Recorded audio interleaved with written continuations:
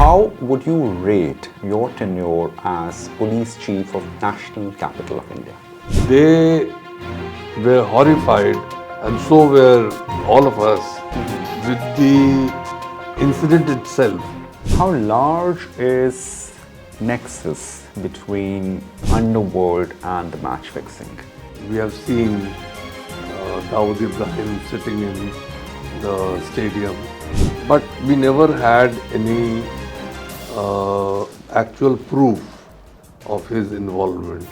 What is very significant about the 2013 spot fixing case is that we actually have him on tape. Which you would say has come up with, a very steep challenges which you were able to overcome? Easily the commissionership of Delhi.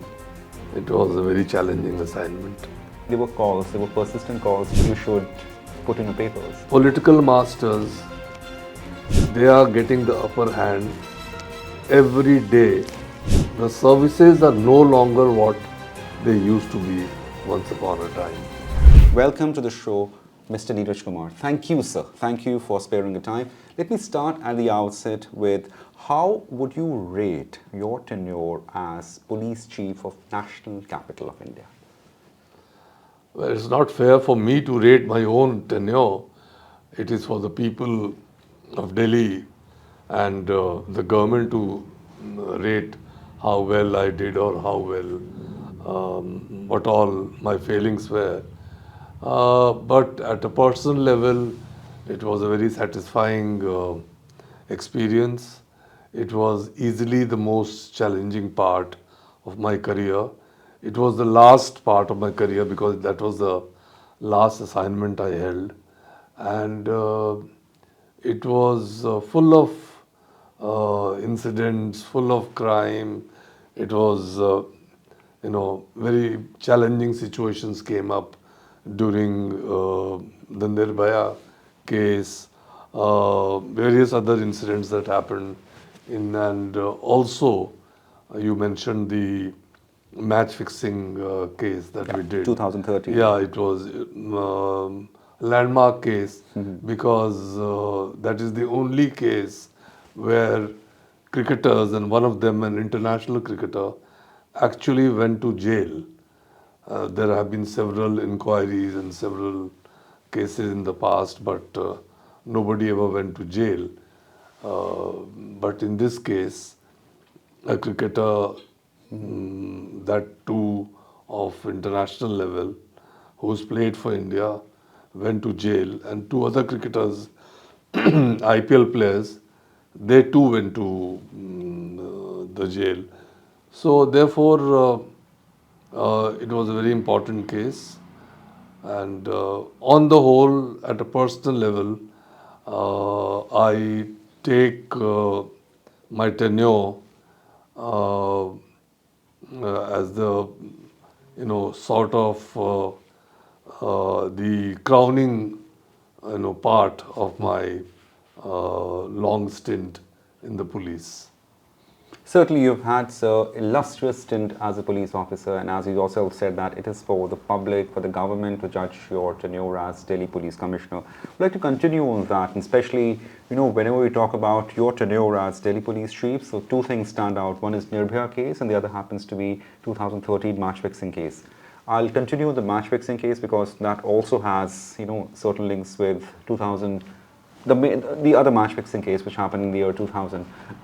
During Nirbhaya case, there was a very rancid criticism of police, and sometimes the voices were that the investigations wasn't handled well.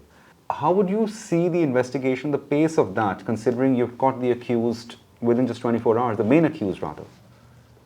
I don't think that the public thought poorly of the police from the investigation point of view, because we solved the case very quickly.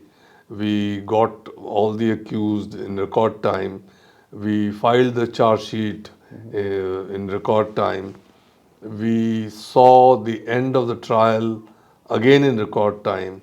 And people were convicted and sent to the gallows. So the people have, I don't think, any issues with the police. Uh, they were horrified, and so were all of us, with the incident itself, the sheer barbarity of the incident. That is what shocked people. But as far as the police response to it and the investigations are concerned, I think we came out with flying colors, and I think people were appreciative of the work that we did. Given Delhi's peculiar state, it's not it's run by a chief minister, whereas the policing reports to the union government. Does it come with own set of complications? Not really, because capitals across the globe are always under the federal government. They are not under this, the local government, for the simple reason that there can be several situations, when in case the central government or the federal government is of a different party than the local government, there would be conflicts, and those conflicts would come seriously in the way of national interest. To give you a small example, say the AAP government was in power in Delhi. They were most of the time at loggerheads with the central government. Right. Now imagine a head of a state is visiting the capital of India, and the local police is under the state government, is under the chief minister of Delhi. He has issues with the central government. The central government has not released funds to the local government. The chief minister can say that my police force will not perform duties during the visit of the head of state till you release my funds. You know, the police force will not be deployed on security duties at embassies. It will not be deployed for security duties for the prime minister. You know, a state government can take those stands. Then what happens? And it is for that reason that in most capitals of the world, the police comes under the federal government, and the system has worked. And it is with that in mind that the laws of our country are such that the police of Delhi is kept under the central government. Right, right. Coming to the match fixing of 2013, I remember reading your excerpts in the papers where you said that, possibly law is not sufficiently placed so as to take to the logical conclusion in cases of match fixing. Do you still hold that there is a need to have, stronger laws when it comes to match fixing? Because I would also like to hear from you whether, we have been able to, rather policing, investigation, have been able to nip in the butt of the match fixing at all the levels, to say off? Quite regrettably, even till today, the laws of the country are not adequate to deal with the menace of match fixing or corruption in sports in general. Even though the cricketers went to jail, but eventually, when we filed the charge sheet, the judge who was hearing the case discharged all the accused, including, mind you, the bookies who were involved in the case. Why? The reason the judge said that the laws are not sufficient. They do not define what is match fixing. There is no legal provision which defines the corruption in sports in general and match fixing in particular. So even though we made a lot of noise at that point of time, the central government said that we will pass laws, but till today no such law has been passed, and that is why one of the reasons that corruption continues to thrive in a number of sports in our country. You agree that there is a menace of match fixing or corruption still prevalent in cricket at all the Absolutely, levels, absolutely, even domestic for that matter. absolutely. Right. Comparing 2013 to 2000, like what did you see any changes in, the extent of match fixing? I mean, did the tentacles always kept spreading from 2000, where we had big international cricketers, while 2013 certainly big case, we had a couple of international cricketers and some of them domestic level cricketers. There's a lot of change from the year 2000 to 2013. In the year 2000, it was possible for people to fix matches. That means you could compromise half the team or three-fourths of the team and ensure that the match goes in a certain direction. But as days progress and because of the action that was taken following that incident, cricketers became very wary of participating in match fixing as a team giving away matches and so on.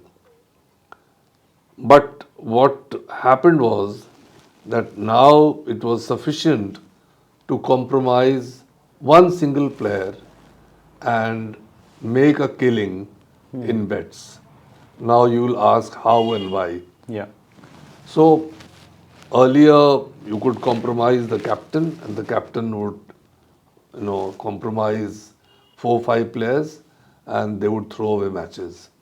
But now, even if a captain said that we have to throw away the match, people will not go by his advice or by his diktat. So you have to, all you had to do was compromise one player. Tell him you give away so many wides in an over or give no balls in an over, and you'll be able to make a killing. Because with the advent of television, every incident in the game people were betting on. You were betting on each ball. You were betting on what would be the score on a certain ball, whether a ball will be a no ball or a normal ball, whether it would be a wide or not a wide, and so on and so forth.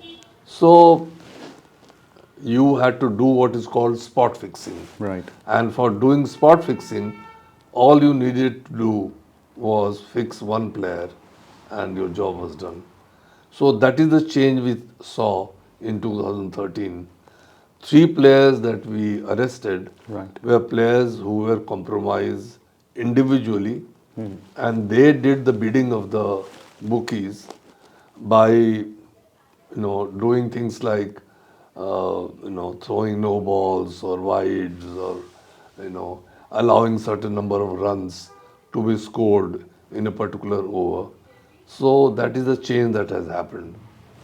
Cricket is considered as no less, as is often said, as religion in subcontinent. And when we see cricketers of subcontinent, especially caught in things like match fixing, and you also happens to be one of very few officers who I would say has a large repository of interrogating those cricketers who were involved in match fixing, both the domestic one and the international ones. What has been a common drive कि okay यार match fix कर लेते हैं कोई फ़ायदा नहीं है I mean and these were players who had a massive fan following spectators used to throng the stadium to see them making runs or taking wickets. But what is that moment which makes them slip for match fixing? It is greed, avarice, call what you want, this weakness in a human being.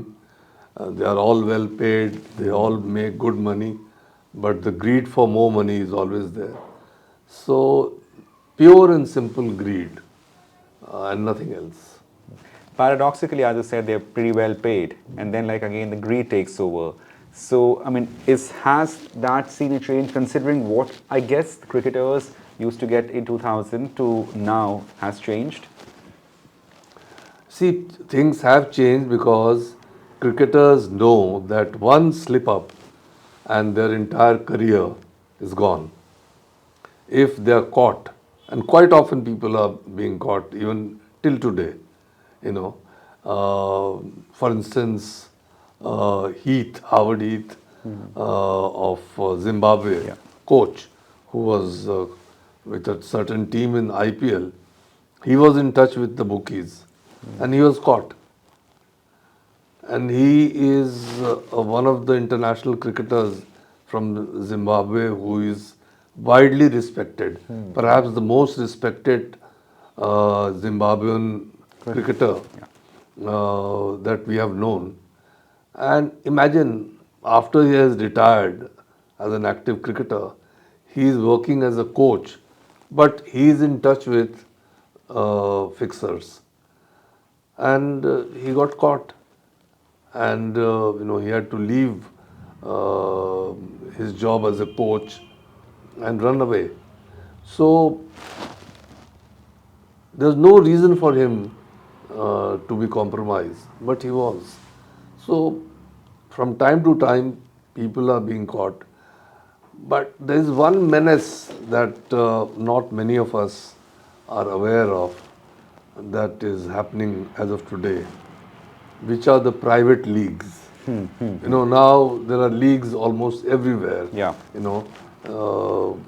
There are leagues which are specific to states, States, yeah. cities, even muhallas, Yeah, even agencies, yeah, corporate yeah, and offices, all yeah. kinds of unscrupulous elements are behind them. And my sense is, and I'm basing it on my experience as the chief of the anti-corruption unit of the BCCI from 2015 to 2018. My sense is that bulk of these leagues are dens of corruption and malpractices, and we should not allow them. Does the advent of these online apps, betting apps, which is primarily, initially it started as, kind of a leisure activities for selecting your team and naming numbers of players or how much you put on one's performance, has it also added, or is it a part of a larger betting ecosystem, you would say so? Match fixing ecosystem? That is why it was all banned. Now all this Dream 11 and this and that, And it's they're all, sponsored by the Indian cricket yeah, team, yeah. it's all gone. Yeah. It's all gone. Because, many of them were found indulging in illegal activities. How large is nexus between underworld and the match fixing? What has your experience in dealing with cases emanating out of underworld has kind of unfolded? See, we have always heard that the underworld is closely linked to these activities. We have seen Dawood Ibrahim sitting in the stadium, in the gallery of the Sharjah cricket stadium, and those iconic, video footage of him sitting there with other gang members of his, uh, you know, and his hobnobbing with cricketers and so on. But we never had any actual proof of his involvement.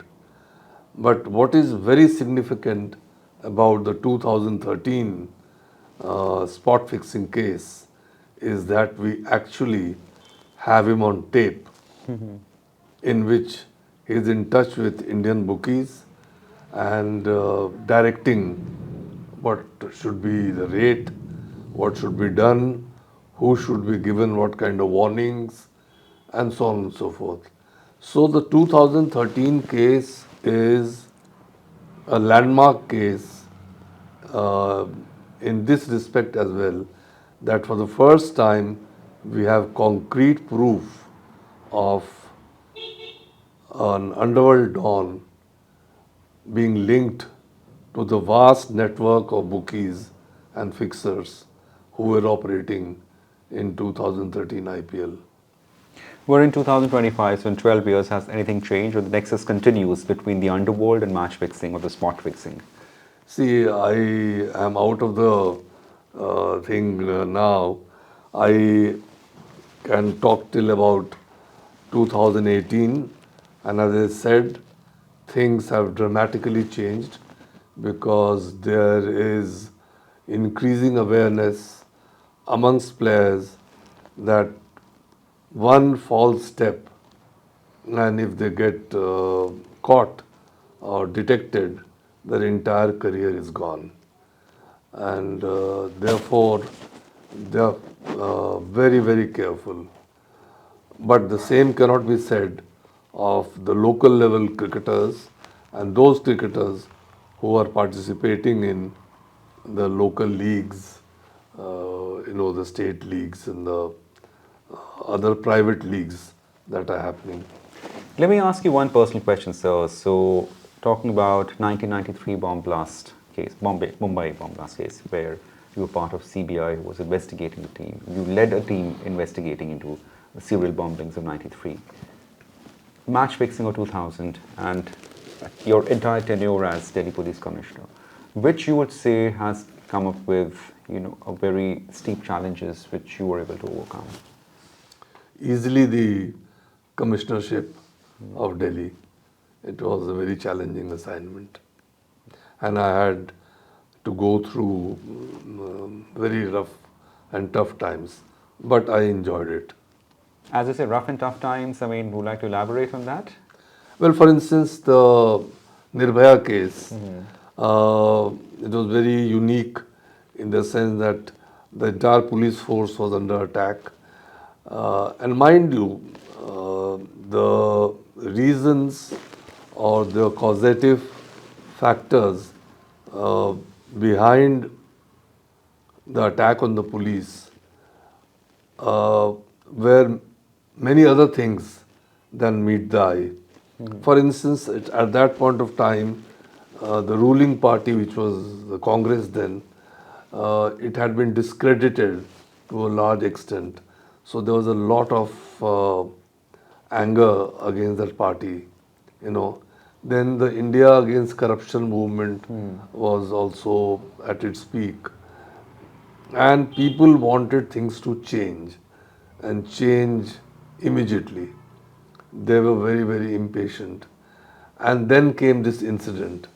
So this incident became the rallying point for all the anger against the establishment to be vented. Right. So it was not only the anger against the rape, it was an anti-establishment feeling or anti-establishment angst that was being vented by the people of Delhi on the streets of this city. Whenever these anti-establishment, restiveness comes to the fore, you think that police often becomes, the first target or the easy target to say off? That is a professional hazard we have to face. There's no escape, whether it is India or whether it is the United States of America or any other country or any other place, whether you like it or not. We are the face of the government, and we have to face these situations. Let me ask you, just supplementary question on that. So, how do you see there were persistent calls during thick of things in those times that you should put in your papers? So, you think, was it overreaction or was it again, as one might say, more to than what it meets the eyes? There were far too many other factors. There were several vested interests. There were some people who had personal issues with me. They were bankrolling the entire movement against me individually. I came to know about them by sheer chance much later. But let's not get into that because that's very, very murky. Very murky. I had some people I had booked when I was in the CBI. They were trying to settle scores with me, and they found that I was in a tight corner, and that was the time to get back at me. So they were kind of fanning the trouble at that point of time. But with God's grace, I came out clean and there was no issues. So generically asking, because our channel is watched by a lot of aspirants who are preparing for services like IAS, IPS, IFS, and other state services. So does these pressures on a position, what you achieve that level, is it fairly common, or is it like again you would say that you were unfairly targeted, or is it just simply a part of the job? See, things are changing at a very rapid rate. Um and what I see on a day-to-day basis is that the status and the position of bureaucracy in general, which includes the police incidentally, uh, is by and by getting degraded. The political masters, they are getting the upper hand every day, and they are getting better off the officers, whether it is say the tax department, whether it is the IAS, whether it's the IPS. So the services are no longer what they used to be once upon a time. Once upon a time, you could walk to a minister's office and tell him on his face that his orders could not be complied with for so and so reason. And he would have to listen to you. And it is not with something which I say with a lot of pride, but many such incidents have happened in my life, even as Commissioner of Police, when I told union ministers that so and so thing that you want me to do cannot be done. And I got away with it. I mean, they could not bring me to any kind of harm. But you cannot think of doing that today. These are the reports that I get from various quarters. Things have changed. The political masters today across the country, I'm not only talking about any particular party or across the board, let's put it that way, today have the upper hand, and the value and the position, the status, uh, the strength of public servants by and large is diminishing. This is my impression. I may be totally wrong. What per you is the reason behind it, if I may ask simply? Well, it is, I think, a part of evolution. You can call it people's power. It's the people's power that is that rests with the political leaders. They are trying. They are the supreme people in the system. So the people's wishes have to be honored and so on and so forth. But very objectively, I feel that it is a dangerous development, and it will eventually not lead us to any good. A prolific career as a policeman, you've been author of 2 books, and also you've been, guide behind a very popular series on the OTT platform. Now, taking cue on that, the depiction of police, has it undergone change on the screen? Because that is something which society is seeing. I mean, is the depiction of police reflection or a mirror to society these days?